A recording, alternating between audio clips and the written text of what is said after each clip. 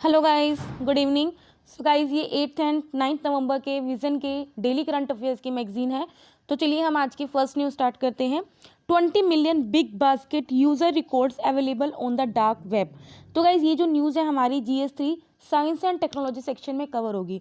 तो गाइज ये जो डिफरेंट टेक्नोलॉजीज होगी, जैसे ब्लॉकचेन टेक्नोलॉजी होगी, डार्क वेब हो गया, 5G टेक्नोलॉजीज होगी, ठीक है, या फिर एज कंप्यूटिंग होगी। ये जो डिफरेंट टॉपिक्स हैं जो साइंस एंड टेक्नोलॉजी सेक्शन में कवर होते हैं, ठीक है। तो गाइज अब हम यही पढ़ेंगे डार्क वेब में एक्चुअली होता क्या है। देखो गाइज, सबसे पहले हम ये देखते हैं ये न्यूज़ में है क्या। देखो गाइज, अभी क्या है आपको पता है, डाटा लोकलाइजेशन की बात होती है। इसका मतलब ये है कि जो इंडिया में डाटा जो जनरेट होता है वो इंडिया के बॉर्डर्स में ही रहना चाहिए। आप किसी और कंट्री में डाटा को नहीं बेच सकते, ठीक है। Data is the new oil, new oil ये कंसीडर किया जाता है, ठीक है। लेकिन देखो अभी क्या है, पास्ट में ऐसा हुआ था कि जोमेटो ने क्या किया था, डाटा को ब्रीच किया था। मतलब कि हमारे डाटा को शेयर किया था, अक्रॉस द बॉर्डर्स क्या किया था, डाटा को बेचा था, ठीक है। इसी साथ में क्या है, जो डिफेंस की PSU एक BEML that is the Bharat earth movers limited, इस तरह की कोई डिफेंस की PSU है। ये मेनली किसके अंडर काम करती है, जैसे डिफेंस, माइनिंग, कंस्ट्रक्शन, ठीक है, जो रेलवे कोच है उन सबको बनाती है, वो PSU है। उसके जो डाटा है उसको भी शेयर किया गया था। इसके अलावा क्या है, हमारे जो 1 लाख लोगों की नेशनल ID को डार्क वेब पे डाला गया था ताकि उसको सेल करने के लिए, ठीक है। लेकिन आप किसी के भी डाटा को इस तरह से सेल नहीं कर सकते, ये इलीगल है। ये पास्ट में हो चुका है। लेकिन अभी क्या है, जो बिग बास्केट यूजर्स, आपको पता ही है, जैसे अमेजोन है, ठीक है, यहाँ पे आपको काफ़ी कुछ मल्टीपल चीज़ें आपको मिल सकती है, आप यहाँ से परचेस कर सकते हो। बिग बास्केट क्या आपको पता ही होगा, ये ग्रोसरी स्टोर है। यहाँ पे अगर आपको ग्रोसरी ऑर्डर करनी है तो आप ऑनलाइन ग्रोसरी ऑर्डर कर सकते हो। तो अभी क्या किया गया है, जो बिग बास्केट के अंदर जो डिफरेंट जो यूजर्स हैं, नियर अबाउट 20 मिलियन, आप सोच सकते हो 20 मिलियन कितने हैं, 2 करोड़ लोगों का जो यूज़र रिकॉर्ड्स है, मतलब उनकी जो कंसर्न्स हैं, जो उनकी प्राइवेसी है, जैसे उनका जो नाम है, पासवर्ड है, या फिर जो उनके एड्रेसेस होते हैं, उनको क्या किया गया, उनके रिकॉर्ड्स को डार्क वेब पे रखा गया है फॉर द सेलिंग पर्पस, ठीक है, विच इज़ इलीगल। डाटा को सोल्ड किया जाता है। इसके अंदर क्या क्या डाटा होता है, आपका फुल नेम होता है, आपकी ईमेल आईडी होता है, पासवर्ड होते हैं, एंड मैनी मोर थिंग्स, ठीक है। अब आप सोच रहे होंगे डार्क वेब होता क्या है। देखो गाइस, अगर आप गूगल पे कोई भी नॉर्मल चीज़ अगर आप लिखते हो, कोई भी सर्च करते हो, तो आपको आ जाती है, मिल जाती है। लाइक आपने यूट्यूब सर्च किया, यूट्यूब आ गया, आपने फेसबुक सर्च किया, आ गया। या जो भी आपको सर्च करना होता है वो आप सिंपल किसी भी सर्च इंजन में डालते हो, जैसे गूगल में, याहू, बिंग, कोई भी सर्च इंजन है, आप उसमें मतलब कि टाइप करते हो और आप सर्च कर लेते हो। लेकिन डार्क वेब में क्या होता है, इंटरनेट पे कुछ ऐसी चीज़ें होती हैं जो आप सर्च इंजन में डाल के क्या कर सकते हो, उसे डिस्कवर नहीं कर सकते हो, ठीक है। डार्क वेब एक तरह का इंक्रिप्टेड नेटवर्क होते हैं इंटरनेट पे, that are not indexed by the search engine, जैसे गूगल, याहू या बिंग। अगर आप डार्क वेब के अंदर जो चीज़ें हैं, अगर आपको उसे सर्च करना है, वो आप कोई डिफरेंट स्पेशल सॉफ्टवेयर होते हैं, उसी की हेल्प से क्या कर सकते हो, सर्च कर सकते हो। It is a layer of internet accessible only by using special software, जैसे तोर हो गया, that is the onion router, I2P that is the invisible internet project. तो ये स्पेशल सॉफ्टवेयर होते हैं जिसके थ्रू क्या कर सकते हो, आप असेस कर सकते हो। इससे क्या होता है, लोग क्या है, प्राइवेसी को मेंटेन कर सकते हैं। और स्पेशली जो व्हीसल ब्लोअर्स होते हैं, आपको पता है व्हीसल ब्लोअर्स क्या होते हैं, जो क्या करते हैं, जो ये आपको बताते हैं कि कौन करप्ट है, कौन करप्ट पॉलिटिशियंस हैं, उनको एक्सपोज करते हैं। तो उनके व्यूज़ को हम क्या कर सकते हैं, एक्सप्रेस कर सकते हैं, वो इजीली अपनी आइडेंटिटी को सेव करके, ठीक है। लेकिन अभी क्या है, डार्क वेब को लोग पॉजिटिवली कम यूज़ कर रहे हैं, लेकिन डार्क वेब की वजह से उल्टा क्या है, जो इलीगल एक्टिविटीज़ हैं वो राइज हो रही हैं, एंड वो एक तरह का हेवन बन चुका है फॉर द इलीगल एक्टिविटीज़, जैसे drug dealing, arms trafficking, communication bye terrorist etcetera. क्योंकि ये जो साइट्स हैं, दे आर जनरली, ये जो डार्क वेब की जो साइट्स होती हैं, वहाँ पे क्या गवर्नमेंट रीचेबल नहीं हो पाती, ठीक है, because they are away from the radar of the government. अभी क्या है, गवर्नमेंट के द्वारा क्या रिस्पॉन्स किया गया, सेंटर ने क्या किया है, जो भी हमारी डिफरेंट जो लॉ एनफोर्समेंट एजेंसीज हैं, जैसे हमारी नेशनल इन्वेस्टिगेशन एजेंसी हो गई, ठीक है, या फिर CBI हो गया, जो डिफरेंट जो हमारी लॉ एनफोर्समेंट एजेंसीज हैं, उन्हें बोला है कि जो भी फॉरेन बेस्ड जो कंपनीज हैं, जो हमें कंटेंट प्रोवाइड करती है वो data and the Meta data, उस पर आपको कंट्रोल करना है। इसके अलावा क्या है, अभी जो केरला पुलिस है, तो गाइज ये जो न्यूज़ है ये थोड़ी पुरानी हो चुकी है ऑलरेडी। जो केरला पुलिस है, इन्होंने एक स्पेशलाइज्ड डार्क नेट लैब को एस्टेब्लिश किया, कहाँ पे, साइबरडोम प्रोजेक्ट में। ठीक है, सो गाइस आई होप आपको ये समझ में आया होगा कि न्यूज़ में ये क्यों था और डार्क वेब क्या होता है। नेक्स्ट न्यूज़ पे चलते हैं हम अपनी, interfaith marriages conversion and the law. So guys जो ये न्यूज़ है it will cover under the social issues either in GS1 और द GS2। तो गाइस अभी क्या है, कुछ स्टेट्स हैं हमारी जैसे यूपी, मध्य प्रदेश, कर्नाटका, ये क्या कर रहे हैं, रिक्वेस्ट कर रही हैं कि एक कोई लीगल प्रोविज़न होना चाहिए जिसमें हमें क्या करना है कि मैरिज के पर्पस की वजह से जो लोग कन्वर्ट करते हैं, like if you are Hindu and if you want to marry into the Muslim religion and अगर for the marriage purpose only you are converting your religion then it should be banned. ठीक है, तो ये request की जा रही है and vice versa, like if you are a Muslim and if you want to marry into the Hindu, ठीक है, and before marriage you have to convert into the Hindu then it should be banned. Simple ये है। इसमें कुछ जो different states हैं जैसे UP, MP, Karnataka, they are requesting कि हमें कोई लीगल कोई लॉ आना चाहिए जिसमें हम बैन करेंगे conversion for the sole purpose of marriage. सिर्फ एक मैरिज की वजह से जो आप कन्वर्जन करते हो उसे हम बैन करेंगे। ठीक है, ऑलरेडी क्या है, Himachal Pradesh freedom of religion act के अंडर किया है, जो मैरिजेस इसलिए की जाती हैं सिर्फ कन्वर्जन पर्पस के लिए उसे already null and void declare किया जाता है बाय फैमिली कोर्ट। तो गाइस ऊपर और दूसरी लाइन में फ़र्क है। पहली लाइन में ये है कि मैरिज से पहले कन्वर्जन करना, सेकंड में ये है कि मैरिज आप सिर्फ कन्वर्जन के लिए करते हो। Like if you have like अगर आपने मुस्लिम परिवार में शादी कर ली तो आप ऑटोमेटिकली मुस्लिम बन गए। ठीक है, या अगर आपने हिंदू परिवार में शादी कर ली तो आप ऑटोमेटिकली जो है हिंदू बन गए। ठीक है, तो ये जो मैरिजेस इस वजह से होती हैं ताकि आपको सिर्फ कन्वर्ट किया जाए, तो उसे हिमाचल प्रदेश ने ऑलरेडी नल एंड वॉइड किया रखा है। जो मैरिज एंड डाइवर्स होते हैं ये कॉन्करेंट लिस्ट के अंडर आते हैं, तो ये आपको पता होना चाहिए। इंटरफेथ मैरिजेस इन इंडिया में क्या स्टेटस है, देखो इंडिया में क्या है, जो इंटरफेथ मैरिजेस होती हैं, जो इंटर रिलीजन जो मैरिजेस होती हैं, they are facilitated by special marriage act 1954।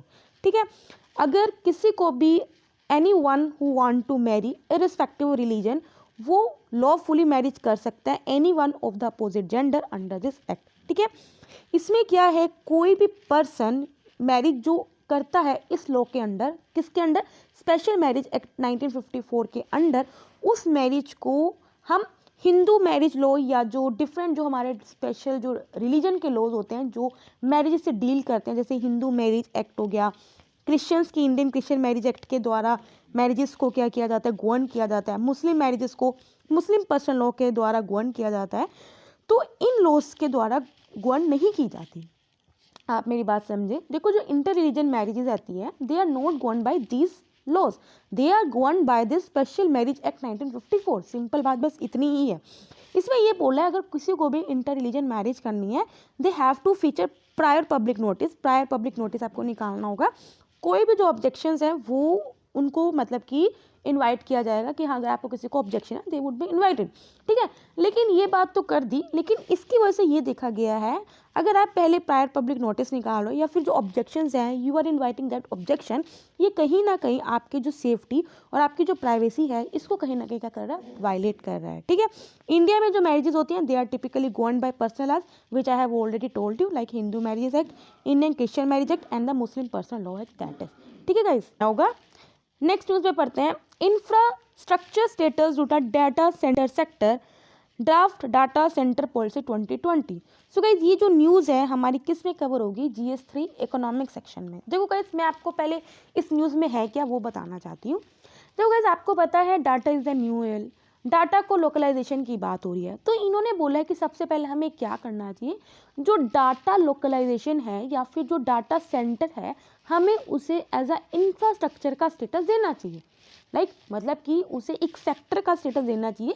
अगर आप किसी को सेक्टर का स्टेटस दोगे, इंफ्रास्ट्रक्चर सेक्टर का स्टेटस दोगे, तभी आप वहाँ पे इन्वेस्टमेंट को इनवाइट कर सकोगे। मेरी बात आपको समझ में आई? लाइक आपको रेलवे है, रेलवे सेक्टर में आपको इंफ्रास्ट्रक्चर डेवलप करना है, तो आप क्या करते हो, आपने उसको रेलवे सेक्टर का स्टेटस दिया हुआ है ना, तो वहाँ पे आपको क्या कर सकते हो, इजीली इन्वेस्टमेंट को इनवाइट कर सकते हो। उसी तरह ये बोला है कि अगर आपने डाटा सेंटर को डेवलप करना है या फिर डाटा सेंटर के अंदर डेवलपमेंट करना है, उसके इंफ्रास्ट्रक्चर को डेवलपमेंट करना है, तो सबसे पहले आपको डाटा सेंटर को एज अ सेक्टर क्या करना होगा, उसको रिकॉग्नाइजेशन देना पड़ेगा। ठीक है, तो अगर आई होप आपको ये समझ में आ गया होगा। ठीक है, अभी क्या है पॉलिसी में, ये पॉलिसी आई गई है कि हमें क्या करना है, अगर हम इन्वेस्टमेंट को अट्रैक्ट कर सके from the different stakeholder, तो सबसे पहले हमें क्या करना होगा, जो डाटा सेंटर है उसे सेक्टर का डेजिग्नेशन देना होगा। डाटा सेंटर क्या होता है, देखो गाइस, हर जगह क्या होता है, डाटा सेंटर होता है। चाहे आप स्कूल में चले जाओ, कॉलेजेस में चले जाओ, हॉस्पिटल्स में हो गया या इंडस्ट्रीज में होगा, हर जगह डाटा सेंटर होता है जहाँ आप इंडिविजुअल का डाटा इकट्ठा होता है। स्कूल में देखा जाओ, आपके कॉलेजेस में हर जगह एकेडमिक सेंटर होता है जहाँ हर एक बच्ची के क्या पूरा मतलब कि डाटा होता है, लाइक उसका क्या पेरेंट्स नेम है, नेम क्या है, एड्रेस एंड ऑल, ये सब है क्या, ये सारा डाटा होते हैं, ठीक है। तो एक डाटा सेंटर होता क्या है, किसी भी बिल्डिंग में एक सिक्योर स्पेस होता है जहाँ पे कंप्यूटिंग एंड नेटवर्किंग इक्विपमेंट होता है, जहाँ पे आपके डाटा को कलेक्ट किया जाता है, स्टोर किया जाता है, प्रोसेसिंग की जाती है, डिस्ट्रीब्यूशन किया जाता है, which is allowing assess for the large amount of data. अभी इसके लिए क्या गाइडलाइंस हैं, क्या ड्राफ्ट है, उसको तैयार किया गया है, देखते हैं। देखो कुछ ड्राफ्ट हाईलाइट्स हैं, इसमें ये बताया गया कि डाटा सेंटर इंफ्रास्ट्रक्चर की क्या नीड है हमारी कंट्री में। देखो सबसे पहले क्या किया है, डाटा प्रोटेक्शन एक्ट के अंडर क्या डाटा लोकलाइजेशन के प्रोविजंस को प्रपोज किया गया है, ताकि हम क्या कर सके, हमारी कंट्री की जो डिजिटल सॉवरेनिटी है उनको प्रोटेक्ट कर सके। अभी हमने फर्स्ट न्यूज़ में पढ़ा किस तरह से जो हमारे नेशनल 1 लाख यूजर्स के डाटा को क्या किया, सेल किया गया था डार्क वेब पे, ठीक है। तो इसी तरह से हमने क्या करना है, हमारी जो इंडिया के लोगों की जो डिजिटल सॉवरेनिटी है उन्हें प्रोटेक्ट करना है।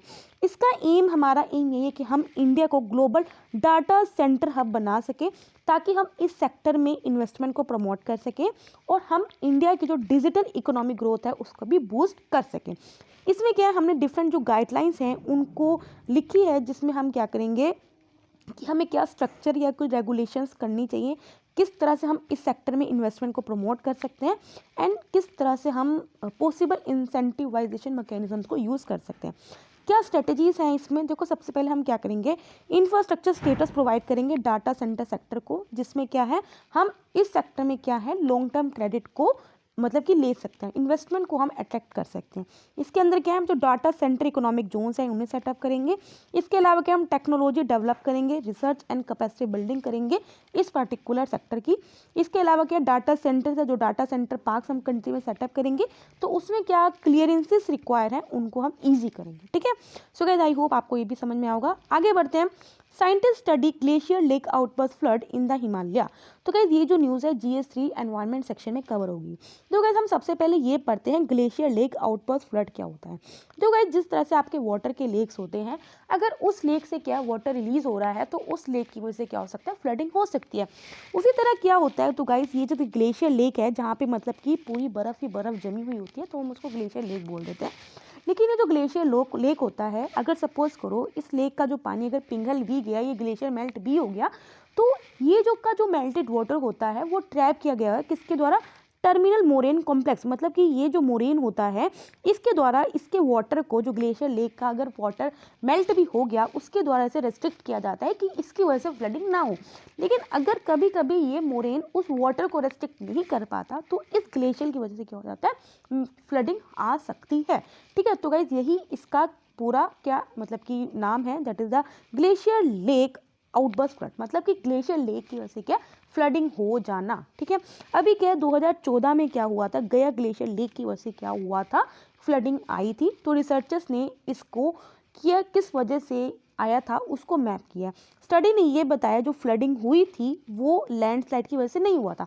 आपको पता है किसी माउंटेन का स्लाइड हो जाना उसे हम लैंडस्लाइड बोलते हैं, उसी तरह किसी ग्लेशियर का स्लाइड हो जाना उसे हम एवलांच बोलते हैं। तो ये पहले सोचा जा रहा था कि जो 2014 में जो ये मतलब कि गया ग्लेशियर लेक की वजह से क्या है, मतलब जो मेल्टिंग हुई है, सॉरी आई मीन एक सेकेंड में, वो फ्लडिंग की वजह से नहीं हुआ, तो वो बल्कि किसकी वजह से हुआ है, वो हुआ था ग्लेशियर लेक आउटबर्स्ट फ्लड की वजह से, जो कि गया ग्लेशियर लेक की वजह से हुआ था, which was because of thawing of ice. Thawing of ice का मतलब होता है melting of ice in the moraine which drain through the subsurface tunnel. GLOF क्या होता है मैं आपको ऑलरेडी बता चुकी हूँ। इसमें क्या है, जो मोरेन से क्या है मेल्ट वाटर का रिलीज हो जाता है due to the dam failure, ठीक है। जो ग्लेशियर लेक्स होते हैं ये मेनली हाई एल्टीट्यूड पे फॉर्म होते हैं। मोरेन एक तरह का नेचुरल डैम की तरह एक्ट करता है। ये जो वाटर जो अगर मेल्ट हो जाता है उसको क्या करता है, ट्रैप करके रखता है, जिसकी वजह से हमें ग्लेशियर लेक बोलते हैं कि that is a formation of glacier lake. लेकिन कभी कभी क्या होता है कि ग्लेशियर लेक की वजह से क्या फ्लडिंग हो जाती है, इसमें भी कुछ फैक्टर्स क्या रिस्पॉन्सिबल होते हैं, that is include retreat of glacier in the wake of global warming की वजह से, रैपिड क्या है slope movement into the lake या मेल्टिंग ऑफ आइस की वजह से। इम्पैक्ट कहते हो ग्लेशियर लेक की वजह से अगर फ्लडिंग आ रही है, it can be a very severe हो सकती है, कैटास्ट्रॉफिक हो सकती है एंड इम्पैक्ट कर सकती है with major geomorphic and socio economic impact. इसके वजह से क्या ऑफकोर्स अगर ग्लेशियर्स मेल्ट होंगे तो सी लेवल क्या होएगा, राइस होगा। तो अगर सी लेवल राइस होगा, जो ओशन की जो सैलिनिटी है उन पे भी क्या इफेक्ट पड़ेगा, जिसकी वजह से जो ओशन करंट्स हैं वो चेंज हो सकती हैं और ग्लोबल क्लाइमेट इन्फ्लुएंस हो सकता है। मेजर्स क्या लिए गए, तो सबसे पहले हमें क्या करना होगा, जो क्रायोस्फीयर है, जो क्रायोस्फीयर हजार्ड्स हैं उनके लिए अपनी अंडरस्टैंडिंग को इम्प्रूव करना होगा। क्रायोस्फीयर क्या होता है, जो गाइस 2 साल लगातार क्या है जो जमी रहती है बर्फ, उसे हम क्रायोस्फीयर होता है। सबसे पहले हमने क्या करना होगा, we have to improve understanding which can lead to the more accurate evaluation of exposure to the cryosphere hazard. इसके अलावा क्या हमने अपने अर्ली वार्निंग सिस्टम है उनको इम्प्रूव करना होगा, ठीक है। सो गाइस आई होप आपको समझ में आया होगा। नेक्स्ट न्यूज़ पे पढ़ते हैं, high biodiversity in 49% of Ganga main river. तो गाइस अगेन जो ये न्यूज़ है GS3 एनवायरमेंट सेक्शन में कवर होगी। जो गाइस अभी क्या है, गंगा उत्सव को सेलिब्रेट किया गया है। गंगा उत्सव हम क्यों सेलिब्रेट किया गया है, इसमें जब हमने गंगा को नेशनल रिवर डिक्लेयर किया था उसकी 12th एनिवर्सरी को सेलिब्रेट किया है। तो इसमें क्या जो wild life institute of India है उन्होंने हाईलाइट किया है गंगा सर्वे, सेकंड फेज ऑफ गंगा सर्वे की फाइंडिंग्स की हैं। उसमें कुछ सर्वे है, क्या हाईलाइट है जरा देख लेते हैं। इन्होंने ये बोला जो सर्वे कंडक्ट किया गया है इज अ पार्ट ऑफ, उन जो सर्वे कंडक्ट किया गया है वो किसके बिहाफ पे किया गया है, national mission for clean Ganga, जो एक फ्लैगशिप प्रोजेक्ट है, आपको पता है मिनिस्ट्री ऑफ जल शक्ति के द्वारा। गंगा और उसकी जो ट्रिब्यूटरीज हैं देखा जाए तो मेनली 11 स्टेट से होकर गुजरती हैं and it covers 26.3% of country का टोटल ज्योग्राफिकल एरिया। लेकिन जो इसका मेन फ्लो है वो मेनली 5 स्टेट से ही होकर गुजरता है, ये आप सबको पता होगा, Uttarakhand, UP, Bihar, Jharkhand and West Bengal. Findings क्या है, गंगा में जो 49% की जो गंगा का जो पूरी जो रिवर है उसके जो 49% एरिया में काफ़ी हाई बायोडाइवर्सिटी है और ये भी देखा जा रहा है कि इस रिवर की जो बायोडाइवर्सिटी हो रही है वो इंक्रीज हो रही है। ये इंडिकेट करता है अगर किसी भी रिवर की बायोडाइवर्सिटी इंक्रीज हो रही है, इट मीन्स कि उसका जो रिवर का जो पोल्यूशन लेवल है वो रिड्यूस हो रहा है और रिवर क्या है बाय टाइम हेल्दी बन रही है। जो 10% हाई बायोडाइवर्सिटी एरियाज होते हैं it falls under alongside the national park and the sanctuaries, जैसे राजाजी नेशनल पार्क जो कि उत्तराखंड में है, हस्तिनापुर वाइल्ड लाइफ सेंचुरी जो यूपी में है और जो बिहार की जो विक्रमशिला गंगेटिक डॉल्फिन सेंचुरी है, इसके अराउंड जो बायोडाइवर्सिटी है वो ज़्यादा पाई गई है, दैट इज 10% बायोडाइवर्सिटी पाई गई है। गंगा रिवर को थ्रेट किस वजह से, ये आपको पता ही है, सैंड माइनिंग की वजह से, due to the construction of dams, barrages, bank alteration, loss of suitable habitat, ठीक है। और क्या मेजर्स लिए गए हैं ताकि हम गंगा रिवर को प्रिजर्व कर सकें, ये आपको पता ही है, नमामि गंगा प्रोग्राम चल रहा है। इसके अलावा क्या 4 battalion Ganga eco task force for the awareness etcetera, ठीक है। सो गाइस आई होप आपको समझ में आया होगा। अब हम करते हैं अपनी छोटी छोटी न्यूज़ पे। सबसे पहले अर्थ ऑब्जर्वेशन सैटेलाइट 01, तो गाइस हमने कुछ दिन पहले भी पढ़ा था। ऑफिशियली क्या अभी इसरो ने सक्सेसफुली अर्थ इमेजिंग सैटेलाइट को लॉन्च कर दिया गया है। इसके साथ के 9 अदर फॉरेन सैटेलाइट्स को भी लॉन्च किया गया है। किससे लॉन्च किया गया, आपको इसका लॉन्च व्हीकल पता होना चाहिए, फ्रॉम द PSLV C49। कहाँ से किया गया, अभी आपको पता है हमारे पास एक ही रॉकेट लॉन्च व्हीकल, एक ही पैड है। इसके अलावा भी हमने क्या है तूतीकोरिन तमिलनाडु में सेकेंड रॉकेट जो लॉन्च व्हीकल है उसको भी हमने क्या किया है, जो प्लेस है उससे हमने इंट्रोड्यूस किया गया है। तो अभी हमने कहाँ से इसको लॉन्च किया, from Satish Dhawan space centre Sriharikota से। जो अर्थ ऑब्जर्वेशन सैटेलाइट 01 है ये क्या है, रडार इमेजिंग सैटेलाइट है, मतलब कि ये इससे अलावा आपको पता है राइसेट 2B है, राइसेट 2B1 है, इन सब के साथ मिलके काम करेगी। ये क्या करेगी, आपको अराउंड द क्लॉक, मतलब कि हर वक्त आपको ऑल वेदर मतलब कि प्रोवाइड करेगा, डाटा प्रोवाइड करेगा, सो दैट क्या कर सको आप एग्रीकल्चर, फॉरेस्ट्री, डिजास्टर मैनेजमेंट को सपोर्ट करेगा। Earth observation satellites mainly different applications में आप यूज़ कर सकते हो, एग्रीकल्चर में, वाटर रिसोर्सेज में, urban planning, rural development, mineral prospecting, तो डिफरेंट जगह आप यूज़ कर सकते हो, ठीक है। फास्टैग आपको पता है ministry of road transport and highway ने नोटिफिकेशन इशू कर दिया है कि फास्टैग को हम मैंडेटरी बनाएंगे फोर व्हीकल्स, जो भी 4 व्हीलर के व्हीकल्स होते हैं including old vehicles, from 1 January 2020। FASTag है क्या, आप सबको पता होगा, इलेक्ट्रॉनिक टोल्स कलेक्शन सिस्टम है जो ऑपरेट किया जा रहा है national highway authority of India के द्वारा। इसमें क्या है रेडियो फ्रिक्वेंसी आइडेंटिफिकेशन टेक्नोलॉजी है जो पेमेंट को डायरेक्टली क्या करती है, जो भी आपका प्रीपेड या जो सेविंग अकाउंट है वहाँ से मतलब डायरेक्टली क्या करती है, आपके कट कर लेते हैं पैसे। ये आपकी जो कार होती है उसकी विंड स्क्रीन पे लगाया जाता है, जिसमें क्या इलेक्ट्रॉनिक पेमेंट मतलब कि इजीली हो जाती है, मतलब आपको उस जो टोल बूथ है वहाँ पे रुकना नहीं पड़ता, बस आपका जो विंड स्क्रीन पे जो आपका जो फास्टैग लगा है उसको मतलब कि स्कैन करके आपकी पेमेंट डिडक्ट हो जाती है, सिंपल है। मिनिस्ट्री ऑफ शिपिंग ने क्या करा है, जो ministry of ports shipping and waterways को क्या करा है, रीनेम किया है। मिनिस्ट्री ऑफ शिपिंग क्या कर रही है अभी, which also include ship building, ship repair, major reports, inland water transport, ठीक है। डेवलप्ड इकोनॉमीज में क्या, जो शिपिंग मिनिस्ट्री है वो पोर्ट्स और वाटरवेज को भी क्या करते हैं, उनका भी टेक केयर करती है। लेकिन जो इंडिया है उसमें जो शिपिंग मिनिस्ट्री है वो काफ़ी काम करती है related to ports and the waterways. Hence जो नेम की जो क्लैरिटी है वो क्या करेगी, will bring the ministry at par with its counterpart in the developed economy. आगे है Atal innovation mission serious innovation programme 3 launch. तो गाइस ये न्यूज़ थोड़ी इंपॉर्टेंट हो सकती है। ये पहली Indo Russian bilateral youth innovation initiative है। तो सबसे पहले आपको ये पता होना चाहिए किसके द्वारा है, इंडिया और रशिया के बीच में है। इसमें हम क्या करेंगे, जो हमारे डिफरेंट जो प्रॉब्लम्स हैं दोनों कंट्रीज़ की, उसके लिए आपको टेक्नोलॉजिकल सॉल्यूशंस प्रोवाइड करेंगे, ठीक है। इसको लॉन्च किया गया किसके द्वारा, अटल इनोवेशन नीति आयोग के द्वारा, साथ में सीरियस दैट इज जो रशिया में है उसके द्वारा से लॉन्च किया गया है। इस प्रोग्राम में हम क्या करेंगे, जो स्टूडेंट्स, एजुकेटर्स और मेंटर्स वो 8 वर्चुअल प्रोडक्ट्स या जो 8 मोबाइल ऐप्स को क्या करेंगे, क्रिएट करेंगे, ताकि हम क्या कर सकें, जो ग्लोबल चैलेंजेस जो फेस कर रहे हैं उनको एड्रेस कर सकें। जैसे कल्चर एरिया में, डिस्टेंस एजुकेशन के एरिया में जो भी चैलेंजेस फेस किए जा रहे हैं अमंग द कोविड-19, उसको हम क्या कर सकें, एड्रेस कर सकें। Laboratory for the conservation of endangered species. तो गाइज ये जो डेडिकेटेड लेबोरेटरी है CSIR के, तो गाइज ये हमने पहले भी पढ़ा हुआ है। CSIR को स्पेशली ये लेबोरेटरी डेडिकेट की गई है हैदराबाद में, जो क्या करती है, जो हमारी एंडेंजर्ड वाइल्ड लाइफ है उसको कंजर्व करती हैं। इसका ऑब्जेक्टिव यही है कि हम क्या करते हैं, मॉडर्न जो टेक्नोलॉजीज हैं उसको यूज़ करती हैं ताकि हम अपने जो एंडेंजर्ड वाइल्ड लाइफ है उसको कंजर्व कर सकें।